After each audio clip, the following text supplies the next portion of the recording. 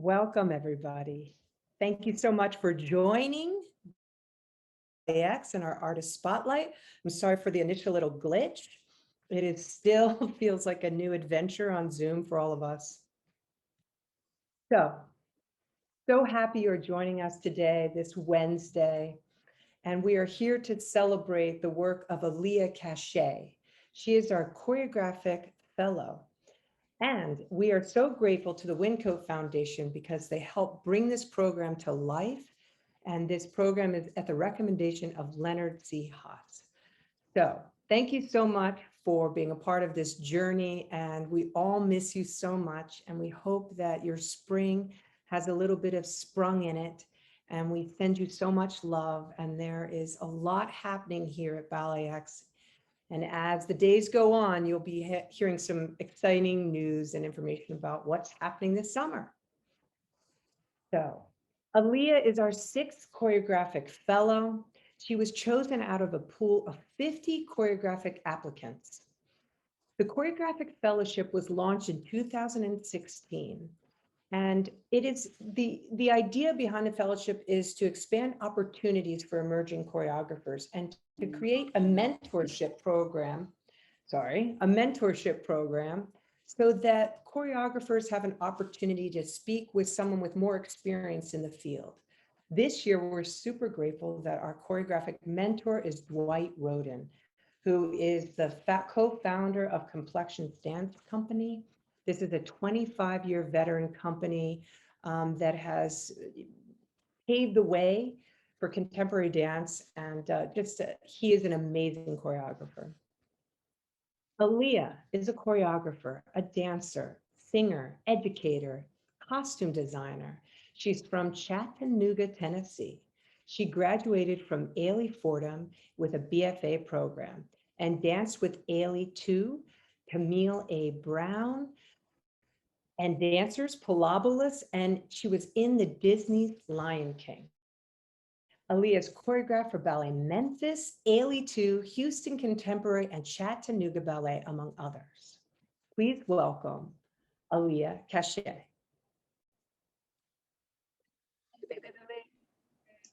Hi, Alia. Hello, how are you? Thank you for joining us. You are here in the BalletX studios. Yes, finally. We are without masks, but we're in separate offices, and the dancers are prepping rehearsal and getting ready with masks to show you some of Alia's work live. Alia, thank you for joining us. How does it feel to be here in Philadelphia after starting your work via Zoom? I am so excited to be here. Philadelphia is one of my favorite cities, and I just always love being here. I'm especially happy to be here right now creating this work. It feels like it's been a long time coming.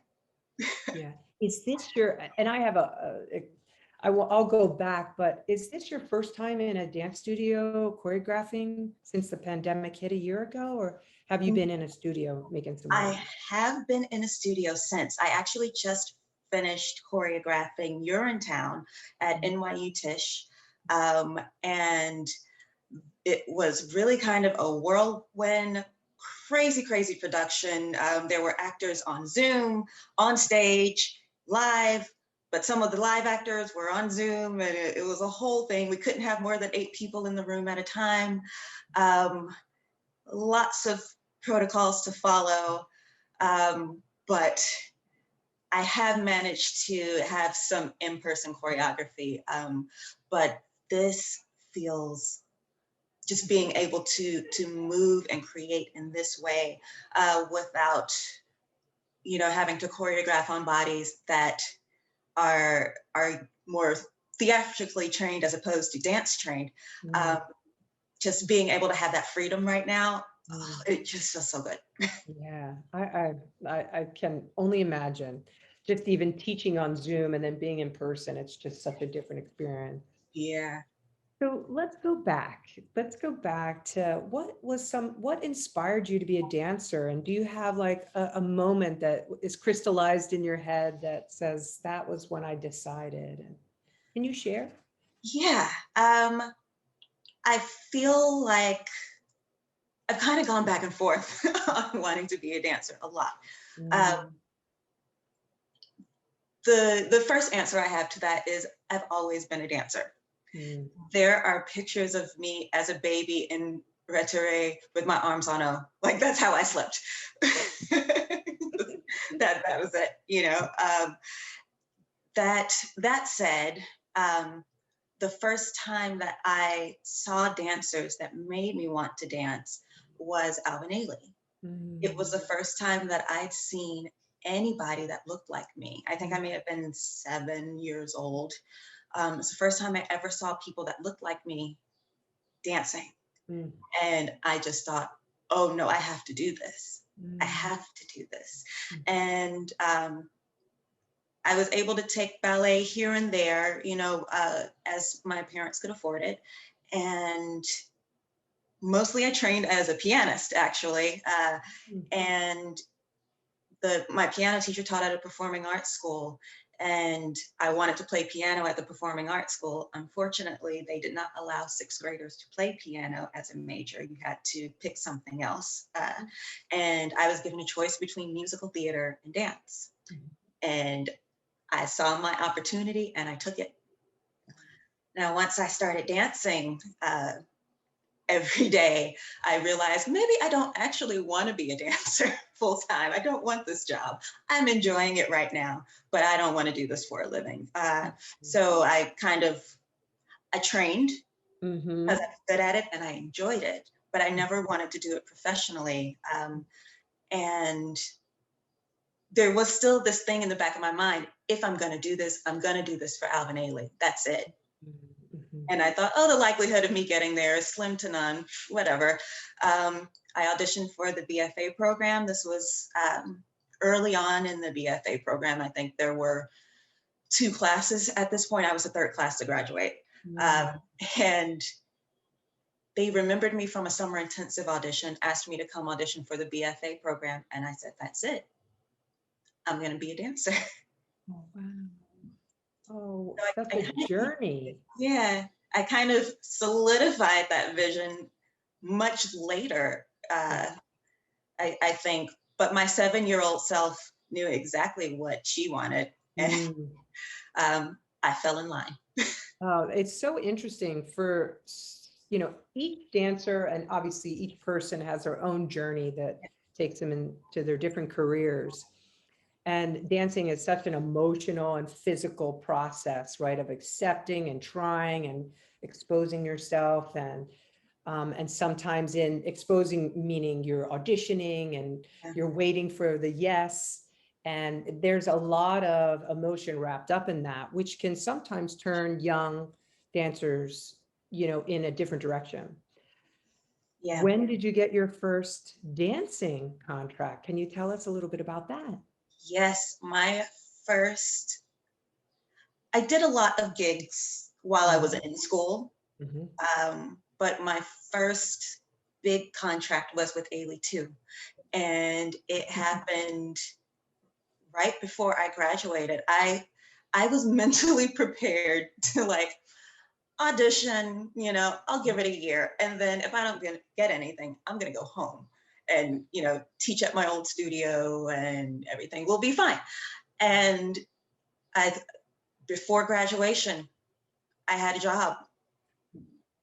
And what director hired you? Who was there? Who was That the was director? Sylvia Waters. Yeah. Oh, wow. Sylvia Waters gave me my first contract. Oh, wow. And who was the director of Alia at the time? Judith Jamison. Wow. How exciting for you. Yes. And is there a limited time in Ailey? Is that correct? Like you can only be in Ailey 2 for a couple of years and for 2 years, 2 years. Generally. Some people do 3 years, Okay. but typically you do 2 years and then they send you out into the world. Right. And then your next adventure, you know, you had amazing jobs. You danced on Broadway, you danced in many different dance companies, Camille A. Brown, I mean, with great makers, choreographers. When did the bug for choreography nip you? Early. Again, one of those things that I've always done. Yeah. My sister and I would put on plays and choreograph dances for our parents. And like every Sunday, if our friends came over from church, they would come over and we would make up a dance. We would have a full production, sets and everything, costumes. And that was my childhood, making up dances and performing for nobody but my family, but that's what I was doing. And then when I went to school, the performing arts school, it was a requirement. We had to choreograph every year a dance. Right. And sometimes it made it into the show and sometimes it didn't, but you had to do it. You had to do the work. It was part of the grade. I've always known that I wanted to create. I'm a maker. Yeah. If nothing else, I'm a maker. Mm. And it just feels like home. Like dance feels like home, but making dance in particular, really, that's my sanctuary. Mm. And what is it that you love about it? Why make, because it's really hard. I don't know that I mean, because I tried it myself.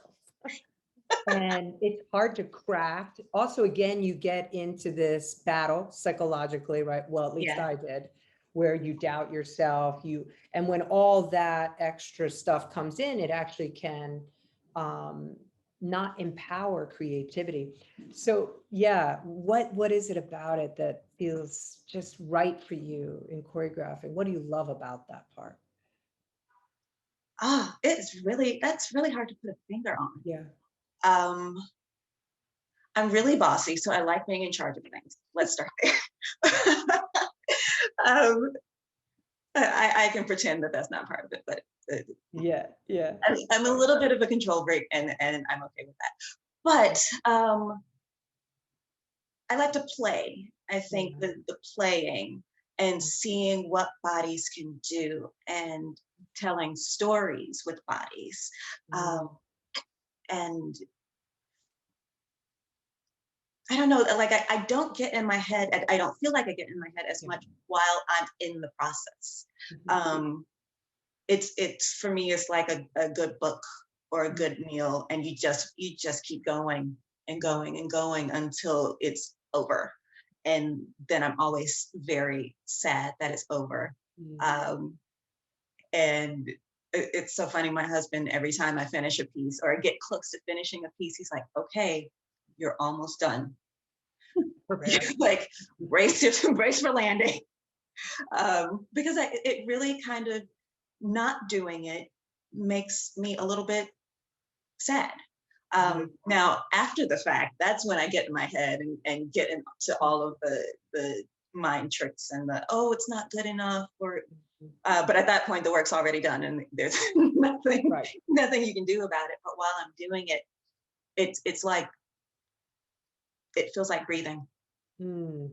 Like It's so interesting, your husband kind of giving that warning. yeah, I remember when I was dancing and I danced for 20 years, after maybe 10 or 15 years dancing, you start to understand your peaks and valleys. yeah. And you'd have this moment where you're performing or you're in the most incredible piece and you're bowing for an incredible amount of people. And you just feel like you're on top of the world. And then 2 hours later, and I would bet a lot of artists feel this way, you're somehow sunken in your chair and you're just feeling like lost and a little empty. I think it's interesting for the audience to know Yeah. that with all that incredible energy, that there's this exchange, there's a depletion. Mhm. And the artist or the dancer or composer, you just feel like empty for a second, and you have to really nurture yourself and take care of yourself and Yeah. recognize exactly what your husband's doing. Say, remember, Alia, the It's pitfall's coming. coming, the valley. Get your skis on so you can ski on up that hill. Yeah. Tell us about, why did you apply to the Choreographic Fellowship for BalletX? What was compelling for you? I mean, what compelled you to do it? So I have seen BalletX perform several times, and I've I've never been disappointed. Not by the dancers, not by the choreography. Mm, I always left feeling like, ooh, I want to do that. Ooh, I mm, want to be a part of that. And I think when you have an opportunity to be a part of something that excites you, you have to jump on it. Yeah. I've seen so much dance, done so much dance, um, that made me go, "Meh, don't care." Right. And I don't enjoy feeling that way about something that I love so much. Hmm. Hmm. Um, and I mean, I'm a little bit obsessed with dancing. It is my life. It has consumed my life. I know at some point I won't be able to do it, but I can still make dances. I can still make theater. I can still make movies. I can still make. So I'm not Mm. worried about that. But the things that you brought to the table as a company just excited me so much. And when I think I've been applying from the first from the first time. And yeah, I just the opportunity to say, here's my work, here's who I am, look at me, look at me. I want to do this, I want to be a part of this. Just applying Yeah. felt was fun for me. Um, Showing up You know, and this is, sorry to cut you off. It is a one of a kind program in our country, the Choreographic Fellowship. And I don't think I was super clear in the very beginning because sometimes it takes me a minute to get used to Zoom. But it's really about creating a dialogue, for choreographers. And I think I've said this in the past, but choreographers are put in a studio, they command the room, and then there's very little exchange. Maybe a director comes in and gives some feedback, but I really wanted to continue to develop the conversation and the process of discussing work. What makes a great piece? Why did you choose to go in this direction? And and let's talk about how do we move audiences and what are we doing with audiences? So you've got this incredible mentor, Dwight Roden. How has that been? Tell us a little bit about how you two are working together. so I am a longtime fan of Dwight's. I have been following his work since I started my professional journey. And one of the things that I really admire so much about his work is his style is so very specific. I've seen it on several different companies, I've seen it on several different schools, and every time you see his work, if you don't see a program and you don't know the title, you don't know anything about that piece, you look at that piece and you go, I bet Dwight did Mm-hmm. the way he constructs choreography. There is a clear beginning, a middle, an end, reprises, refrains, and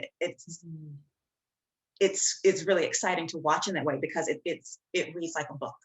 Yeah. And one of the things that I'm really interested in is storytelling through dance. And so in talking to him about, creating that story, he writes as well. So, he is like myself, a multi hyphenate. And so hearing him talk about how he crafts his works, how he crafts the stories, it has given validation to my voice. Mm. um in as far as like saying, okay, no, I see what he's doing, I'm Mhm. doing something similar. Mm. I see how I can tighten up what I'm doing. Mm.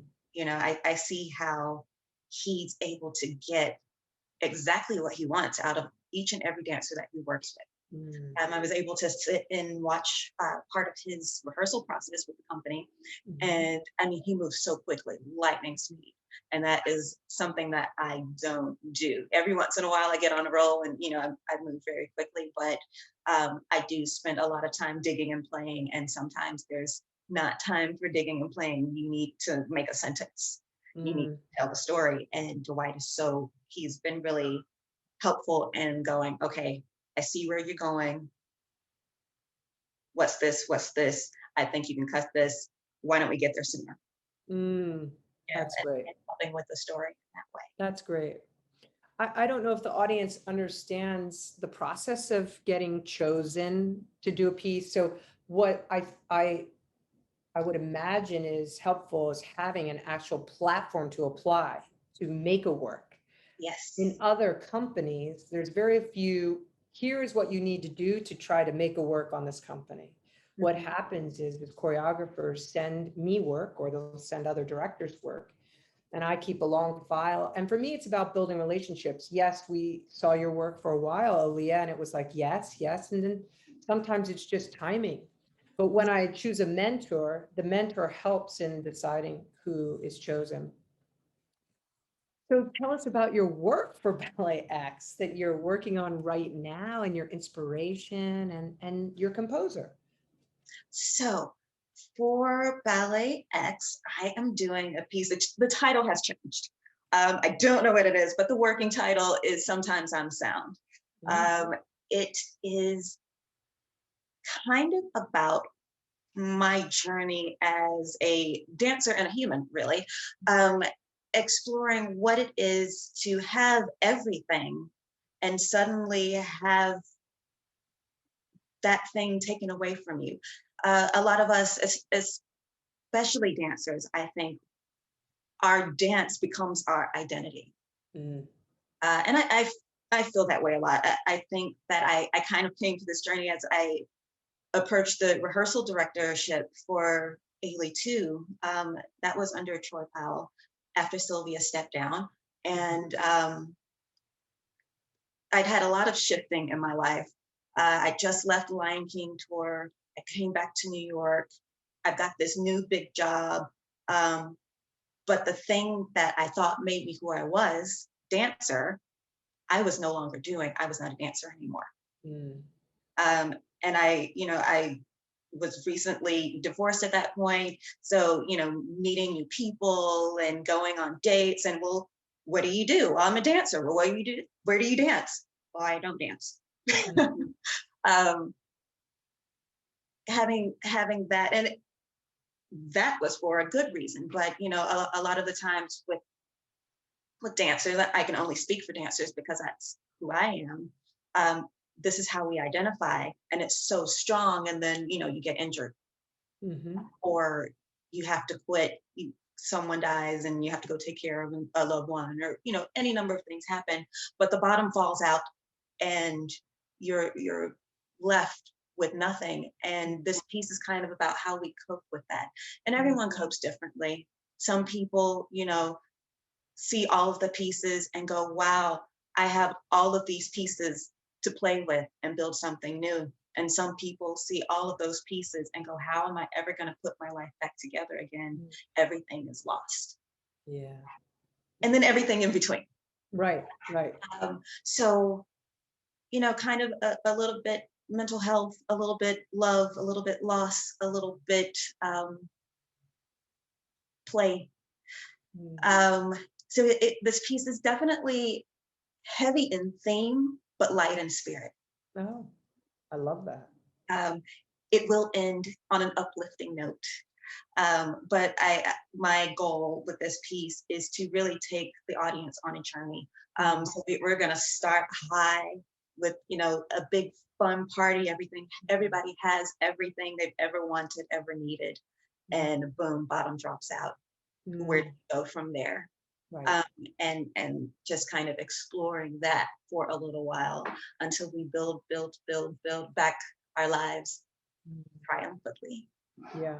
And that touche. I mean, that's everything, right? Yeah, You hold on to your life when it's working and it's the pieces are all together, but it can crumble at any moment. yeah, You could lose someone unexpectedly, you could get sick, anything. And so I, like you, always try to really stay in the present moment and grateful and just enjoy it while I have it. This journey with you, this time together, it's about, for me, exchanges and creating opportunities for artists to inspire us.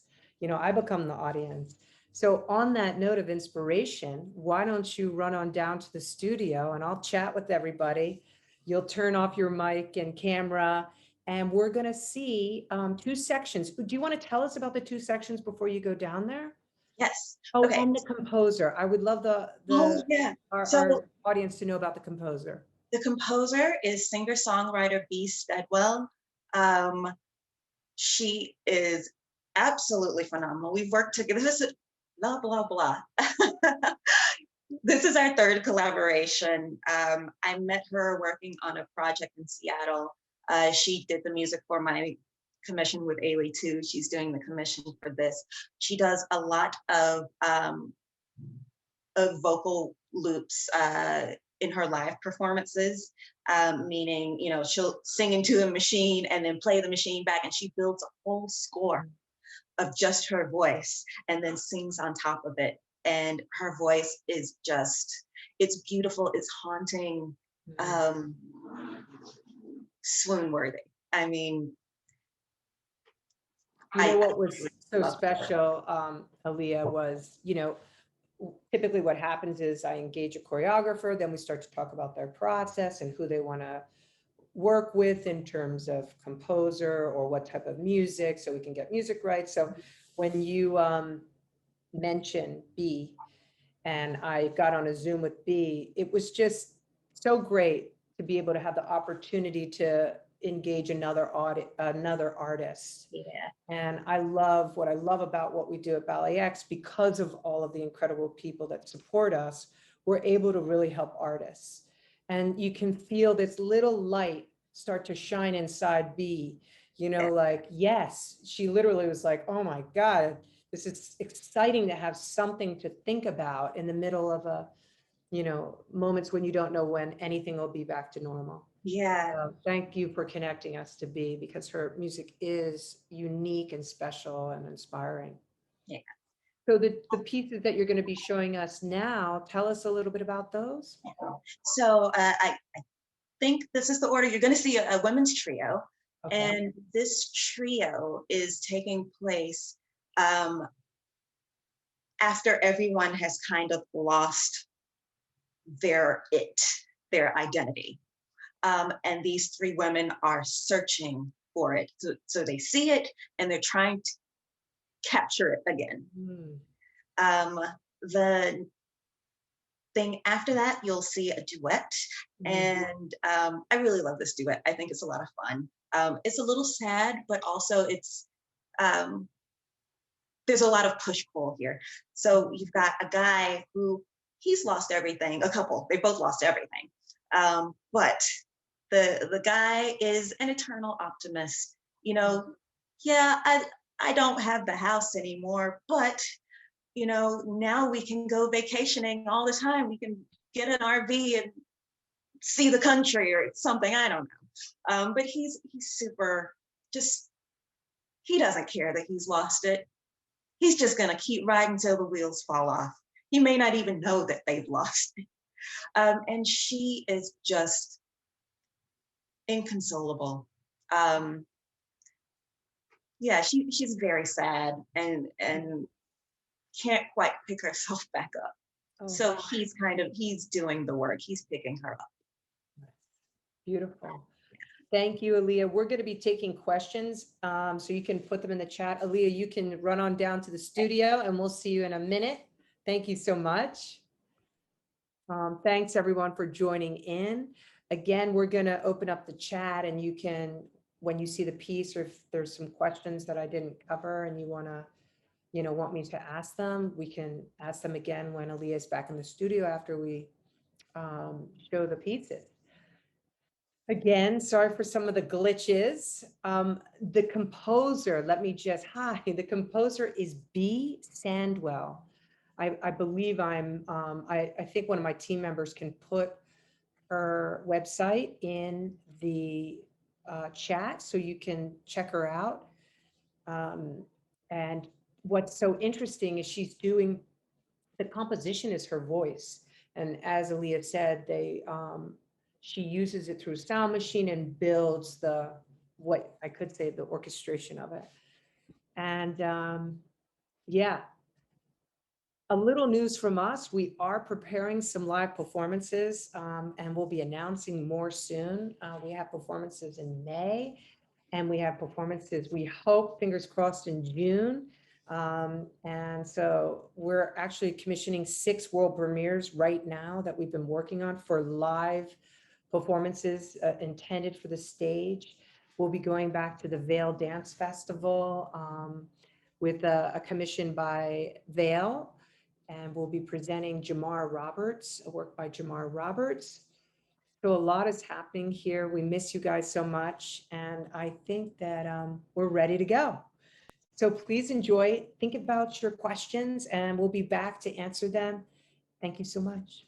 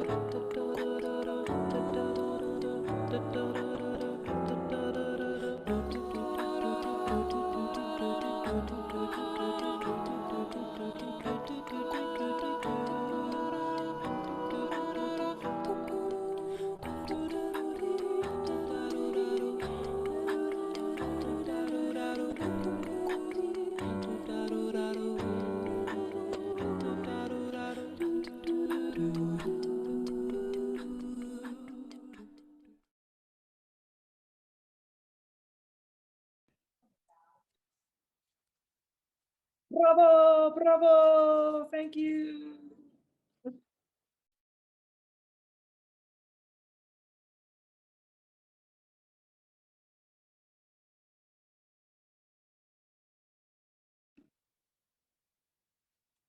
We have a duet that's coming up next. And that was beautiful. Here we go.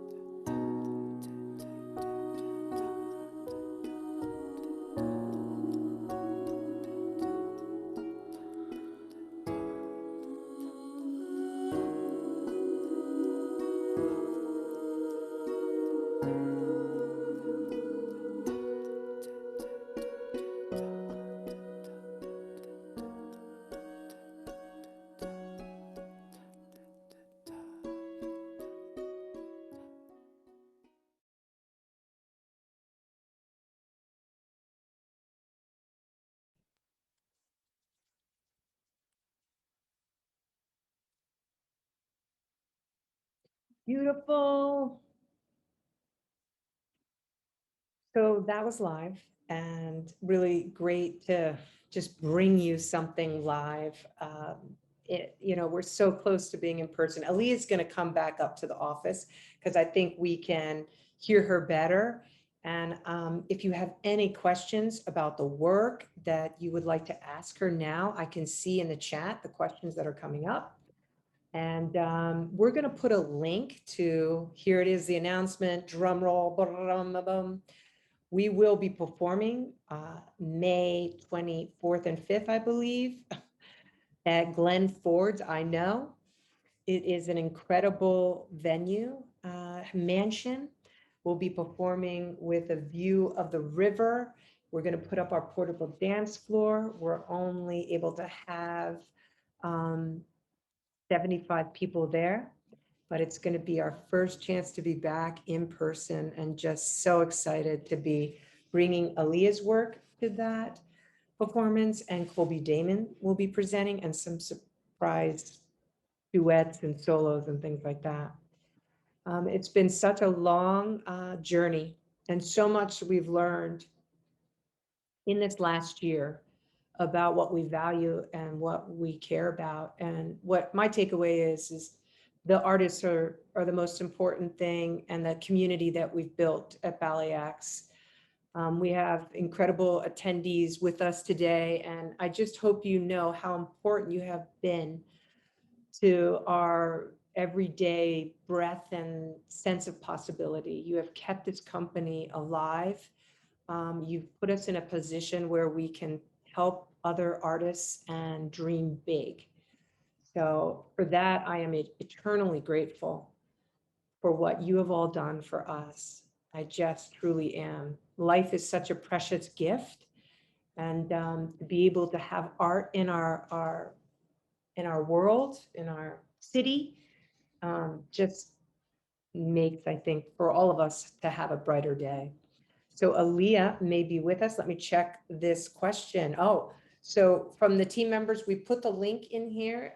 It's very limited, but if you'd like to buy a ticket and join us, here is a comment. Thanks for this wonderful presentation. Sending encouragement, support, and highest good and peace. Thank you so much, Brenda. So Alia, beautiful work. Thank you for sharing with us, and thank you for telling us a little bit about what was the inspiration. It's so interesting, even for me, this old dog, to see, hear your words and see the intention in the movement. Thank you. Thank you for allowing me to create this moment. Yeah.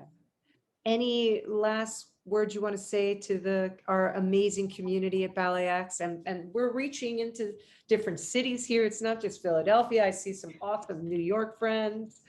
Here we have a question, Alia. Hold on, from Eric Bean, a dancer and choreographer. Alia, I love the head movements in the middle of the trio. What was your thoughts, intentions behind it?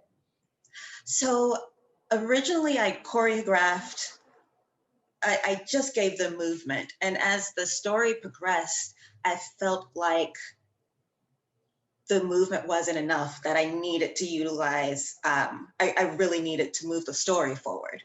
And so all of the head movements, the looks, for me is them searching for, like, seeing this thing that has left them and going to find it. So, I mean, you can even liken it to, seeing somebody on social media doing the thing that you want it to do and go chasing after it however you can, trying new things to get there.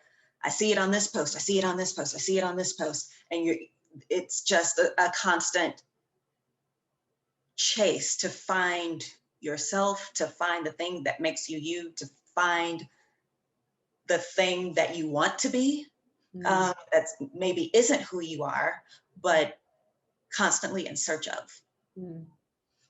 I find it so interesting too, that everyday movements, like, or Yeah. can be, or yes, nodding in your, if you change the direction of the head and the focus, that those incorporating, movements that people can relate to.